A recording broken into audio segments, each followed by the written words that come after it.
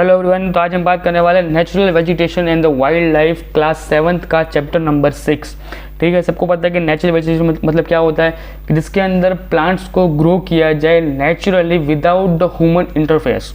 Humans लोग जो उगाते हैं उसको हम एग्रीकल्चर, उसको हम क्रॉप्स के डिवीज़न में डिवाइड करते हैं, बट जहाँ पे नेचुरली उगती है, जहाँ पे ह्यूमन का कोई भी टाइप का इंटरफेरेंस नहीं है कि वो पानी जाके पानी डालते हैं, कुछ भी जाके उसको सन को उसको प्रोटेक्ट करते हैं, कुछ भी नहीं, anything not be available on that point. कुछ भी चीज़ें हमारे द्वारा की नहीं जाती हैं, सारी की सारी प्रक्रिया ह्यूमंस के द्वारा नहीं की जाती है, नेचुरली बनती है। उसको हम कहते हैं नेचुरल वेजिटेशंस। उसको हमने 3 प्रकार में डिवाइड किया है। पहला है फॉरेस्ट, दूसरा है ग्रासलैंड, तीसरा है डेजर्ट। अब आपको दिमाग लगाना है कि फॉरेस्ट को हम नहीं बना सकते हैं, ग्रासलैंड्स को भी हम नहीं बना सकते हैं और डेजर्ट को भी हम नहीं बना सकते हैं। क्लियर? तो ये सारी की सारी चीज़ें आपकी किस में आ जाएंगी? नेचुरल वेजिटेशंस के अंदर आ जाएंगी। Okay. The changes in the type of natural vegetation occurs mainly because of the changing of the climate conditions। Clear? कि नेचुरल वेजिटेशंस के अंदर आपको एक चीज़ के ऊपर सबसे ज़्यादा डिपेंडेबल रहना पड़ता है, क्योंकि जितनी भी चीज़ें आपकी चेंज आपको देखने को मिलेगा वो सारा का सारा चेंज किसके लिए अवेलेबल होगा कि क्लाइमेट कंडीशंस जैसे जैसे चेंज होंगी आपको ऐसे अलग अलग चीज़ें आपको देखने को मिलेंगी। सबसे पहले हम बात करने वाले हैं फॉरेस्ट के बारे में। ओके, कि फॉरेस्ट किस तरीके से, उसको काफ़ी कह लो कि फॉरेस्ट में क्या क्या चीज़ें आपको देखने को मिलती हैं। ठीक है, तो सबसे पहली बात आपको देखने को मिलेंगी कि forest are grow where the temperature and the rainfall has been plentiful to support the tree covers. ठीक है, आपको साइड में एक जो आपको इमेज दिख रही है ना, उसके अंदर आपको मैंने 6 डिफरेंट टाइप के आपको ट्रॉपिकल्स को मैंने दिखाया है। ठीक है, कि आपके मेनली फॉरेस्ट के अंदर 6 डिफरेंट टाइप के ट्रॉपिकल फॉरेस्ट होते हैं, या फिर कह लो कि 6 डिफरेंट टाइप के फॉरेस्ट होते हैं। कौन कौन से होते हैं? तो tropical evergreen, tropical ड्रॉगल्स, tropical evergreens और टेम्परेट। याद रखना, ऊपर ट्रॉपिकल्स दिखा है, यहाँ पे आपका टेम्परेट लिखा हुआ है, तो कंफ्यूजिंग आपको लगेगा, पर दोनों में कोई सिमिलरिटी चेंजेस नहीं होंगे। बट आपको इतना समझ में आना चाहिए कि 6 प्रकार के डिफरेंट टाइप के आपके फॉरेस्ट हैं, तो आपको इनके ऊपर से फोटोज़ के ऊपर से आइडेंटिफाई कर पाओगे कि कौन सी टाइप पे किस जगह पे कैसे फॉरेस्ट आपको देखने को मिलते हैं। सबसे पहला आपका आता है typical tropical evergreen forest, those which are the regional near the equator and the closer for the tropical। अब आपका इक्वेटर के लाइन के नज़दीक जितने भी आपके फॉरेस्ट होंगे, जितने भी होंगे, मतलब आपको याद कैसे करना होगा, अगर आपने कोई भी टिपिकल बर्ड सेंचुरी या फिर कोई भी टिपिकल आपने कोई ऐसी चीज़ें याद कर ली है, सपोज़ कि आपने याद कर लिया कि भाई XYZ नाम की बर्ड सेंचुरी यहाँ पे एग्जिस्ट करती है। अब आपके एग्ज़ाम में पूछ लिया कि भाई ये जो बर्ड सेंचुरी है वो कहाँ पे एग्जिस्ट करती है, तो आप एक टिपिकल एवरग्रीन, या फिर कह लो कि आप ये भी याद रख सकती हो कि भाई ये टिपिकल्स वो जो बर्ड सेंचुरी है वो कौन से फॉरेस्ट जोन्स के अंदर आती है। अब आप अगर आपने उसको याद किया हुआ है तो आप उसको आइडेंटिफाई कर सकते हो। आपको 4-5 पॉइंट दिए होंगे, उसमें आप आइडेंटिफाई कर सकते हो कि भाई अगर इक्वेटर के नज़दीक है तो सिंपल सी बात है कि वो एवरग्रीन फॉरेस्ट के रूप में ही होगा। क्यों? एवरग्रीन फॉरेस्ट या फिर कह लो ट्रॉपिकल एवरग्रीन फॉरेस्ट कहाँ पे मिलते हैं आपको, तो हमेशा याद रखना कि इक्वेटर के नज़दीक आपको मिलते हैं। दूसरा आपका आता है tropical disorder forest and the monsoon forest, को इनडायरेक्टली क्या कहते हैं हम लोग? मानसून फॉरेस्ट कहते हैं। क्यों? कि यहाँ पे ड्राई सीजन्स होते हैं और कवर्सिंग वाटर्स होता है, कि आपको रेगुलर आपको यहाँ पे आपको एक चीज़ देखने को मिलेगी, और वो क्या? वाटरफॉल्स का रेगुलर रूप में बने रहना। क्लियर? ये आपको देखने को मिलेगा।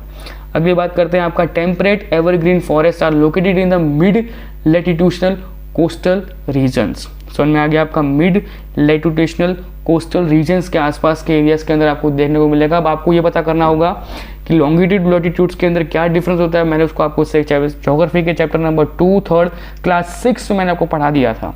ठीक है, अगर आप वीडियोस को रेगुलर देखते हो तो आपको मैंने उसमें बताया था कि हम लोगों के लिए आगे जाके फॉरेस्ट को आइडेंटिफाई करना, क्लाइमेट्स को आइडेंटिफाई करना, किसी भी एक पर्टिकुलर कॉन्टिनेंट्स के बारे में हमको पता करना हो, या फिर किसी पर्टिकुलर कंट्री के बारे में उसकी क्लाइमेट्स को हमको जस्टिफाई करना हो, तो लॉन्गिट्यूड लैटिट्यूड बहुत ज़्यादा वर्कआउट करते हैं, क्योंकि हमको उससे पता चलता है कि कौन सी रेंज या फिर किस तरीके की वहाँ पर क्लाइमेट कंडीशन हो सकती है। तो आपका जो टेम्परेट एवरग्रीन फॉरेस्ट है वो आपका मिड लैटिट्यूडनल कोस्टल्स के एरियाज के अंदर आपका डिपेंड रहता है। ओके, आगे बात करते हैं तो temperate deciduous forest, those which are shed the leaves in the dry seasons। हमने ट्रॉपिकल में भी पढ़ा था कि वहाँ पे ड्राई सीजन होते हैं बट वहाँ पे वाटर अवेलेबिलिटी होती है, बट आपका जो टेम्परेट होता है इसके अंदर आपकी वाटर की अवेलेबिलिटीज नहीं होती या फिर कम होती हैं, या फिर कह लो वो ड्राई सीजन हो जाता है। अब आपका आगे आता है आपका Mediterranean vegetation, is are found on the Mediterranean seas in the Europe. आपके यूरोप पार्ट्स के अंदर आपको ये सारे आपको देखने को मिल जाएंगे। ठीक है, ओके आगे बात करते हैं हम लोग आपके ग्रास लैंड्स के बारे में कि ग्रास लैंड्स को कहा जाता है। तो टिपिकली आपके दो टाइप के ग्रास लैंड्स होते हैं।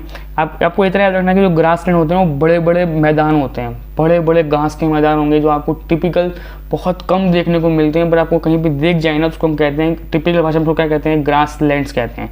ठीक है, कौन कौन से होते हैं आपके? तो ट्रॉपिकल ग्रास लैंड्स दो टाइप के होते हैं, एक होते हैं which have been a grassless grass and second is a temperate grass lands. ठीक है, ओके क्लियर हो गया, tropical grass land and the temperate grass land. Okay, तो tropical grass land occupy the either the equator and the extend till the tropicals and the grass land of the Africa called savannas. ठीक है, अब आपको simple सी बात याद रखनी है, जो आपका ट्रॉपिकल ग्रास लैंड है ना वो आपके इक्वेटर से एक्सटेंड होते हुए मतलब आपके उस एरिया के अंदर होगा जहाँ पे डायरेक्ट किरण पड़ रही है। ठीक है, सूरज की डायरेक्ट किरणें जहाँ पे पड़ती हैं उसको हम कहते हैं इक्वेटर 0 डिग्री लाइन। जो उसके आसपास के एरिया होगा वहाँ पे आपको ट्रॉपिकल ग्रास लैंड देखने को मिल जाएंगे। आपका जो टेम्परेट ग्रास लैंड होंगे वो आपका मिड लैटिट्यूड्स के आसपास में आपको देखने को मिल जाएंगे।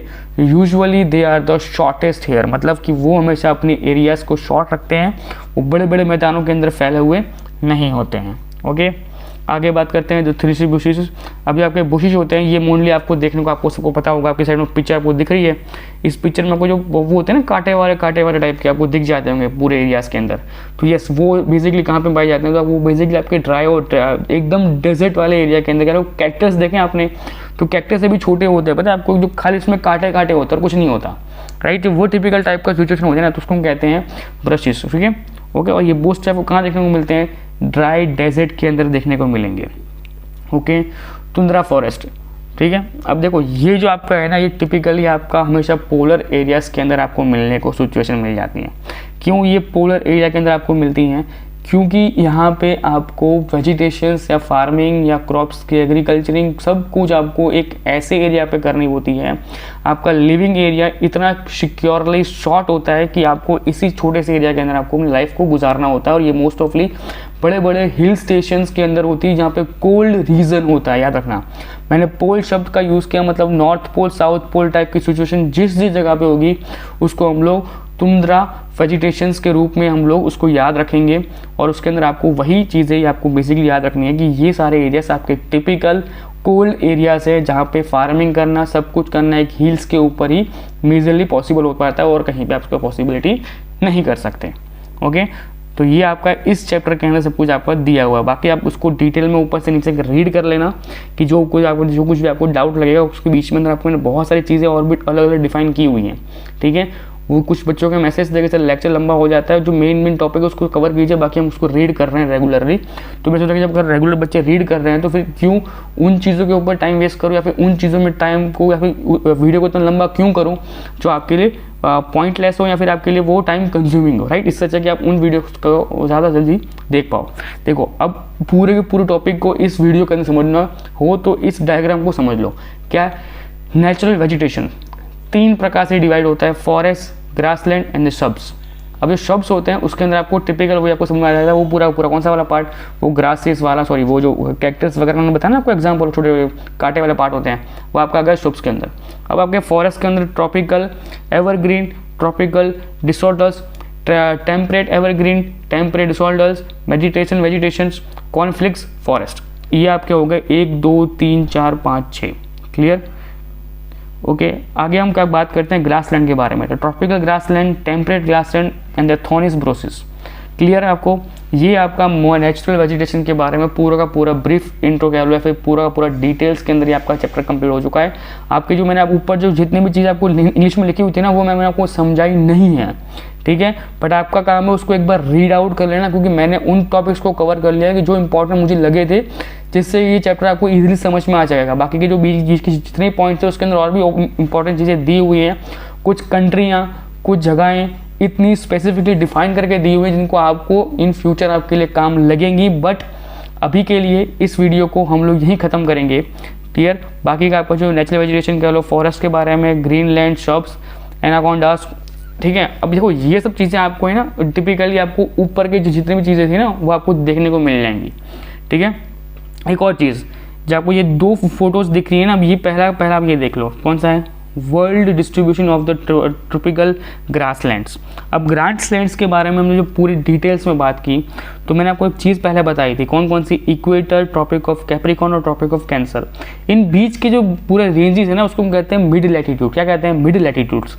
अब आप एक चीज़ देखो, चाहे हमने फॉरेस्ट पढ़ा हो, चाहे हमने वाटर बॉडीज़ को पढ़ा हो, उसके अंदर आपको एक चीज़ देखने को मिली होंगी कि हम लोगों ने मोस्ट ऑफ चीज़ें पढ़ी, क्या पता कि या तो वो इक्वेटर के आसपास में है या फिर वो मिड लैटिट्यूड के अंदर है। मतलब कि या तो वो इक्वेटर के आसपास में है या फिर वो ट्रॉपिक ऑफ कैंसर या फिर ट्रॉपिक ऑफ कैप्रिकॉर्न के एरियाज के अंदर है। आप अभी भी देख लो कि आपको जितना भी आपको दिख रहा है ना, देखो टेम्परेट ग्रासेस दिख रहे हैं जहाँ पे पूरा ग्रे है, ग्रे ग्रासेस दिख रही है आपको, फिर ट्रॉपिकल रेन फॉरेस्ट दिख रहे हैं आपको जो एकदम ही ब्राउनिश कलर में दिखा रहे हैं, राइट। तो वो पूरा एरिया आपका टिपिकल ग्रास लैंड्स के रूप में डेवलप हुआ होता है।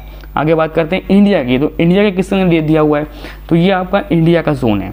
ठीक है, इसमें आप अलग से डिफाइन करके देख सकते हो। आप अपने पर्टिकुलर स्टेट्स के बारे में जान लो कि आप जिस जगह से वीडियो को देख रहे हो वहाँ पे क्या सिचुएशन है, वो एरिया किस रूप में दिख रहा है, या वो उस एरिया के अंदर टिपिकल फॉरेस्ट की कौन सी कैटेगरी आपको अवेलेबल है, और क्या वो बात सच है। क्योंकि आप उस चीज़ को महसूस खुद से कर सकते हो कि भाई जो एहसास मैं कर रहा हूँ, क्या वो सेम एहसास मुझे इस वीडियो के थ्रू उसमें मिल रहा है कि नहीं मिल रहा है। मतलब मिल रहा है मीन्स कि आपको समझ में आ रहा है कि नहीं आ रहा है, राइट। तो ये आपका टिपिकल इस वीडियो के लिए ये पूरा का पूरा आपका ब्रीफ में मैंने आपको समझा दिया। क्लियर? तो इस वीडियो में इतना ही, मिलते हैं नेक्स्ट लेक्चर में। तब तक वीडियो को लाइक कीजिए, चैनल को सब्सक्राइब कीजिए। मिलते हैं नेक्स्ट लेक्चर में। Bye bye, take care.